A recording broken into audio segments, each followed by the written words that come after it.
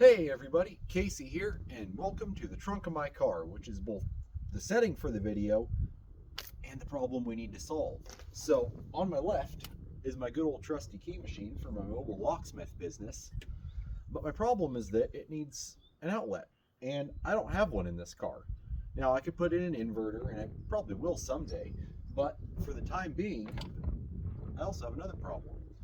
This spacing only allows me to do some older types of keys, and that's been great up until now, but newer automotive and things like that will require longer key with a big plastic head on it.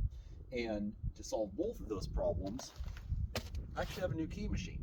And while this is incredibly imported, we'll say, it should be solving both of my problems. So let's tear into it and I'll show you what I'm talking about.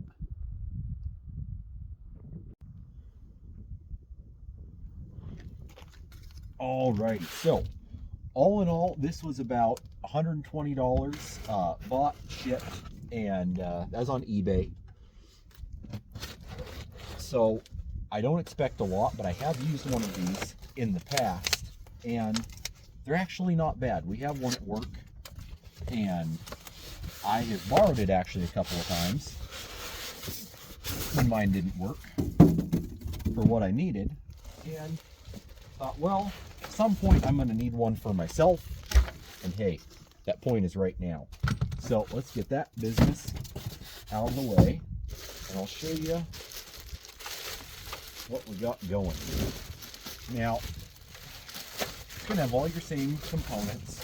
You know, it's got a cutter head, it's got the little guide over here and stuff. It's got a nifty little light on it. You know, if I did run power in here, I could use that. More light's always good when you're working. And we'll leave the cord in that bag because we don't even really need that right now, because this was one of my motivating factors. So we've got a little crank handle on here, and that's going to go right on here. There's a flat spot, so we want to line that up so that little set screw is going to go on it, just like so. And then if I flip it around here, you actually will pull it in and out. Let's see here. Might have to tighten that down a tiny bit more, but you'll pull out the shaft so that the motor can run. Let's see, there we go. So this is out, disengaged, that won't spin anything. You could run it off of your powered, but when you push it in, hey,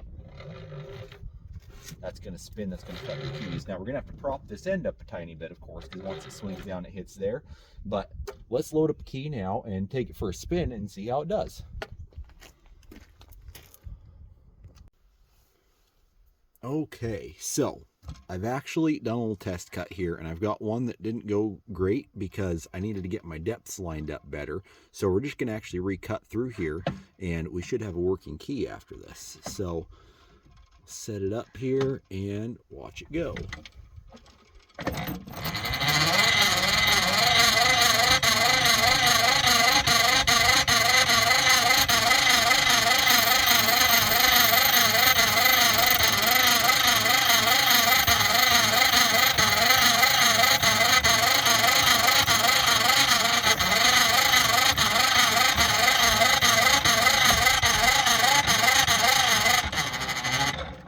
Okay, now normally you would wind that farther because there's a little cam piece in here that will push this down for you automatically, and you have to run it to the end so it'll drop back.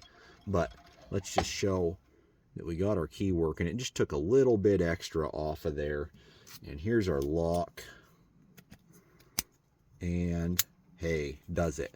So, you know, it could maybe use a little bit of cleanup and deburring or something, but hey, we got a working key out of a $120 old imported key machine here. It did pretty good. So I'm going to try it on more stuff, and we will show you guys that maybe in some future videos here. But you know what, it's a good little unit, and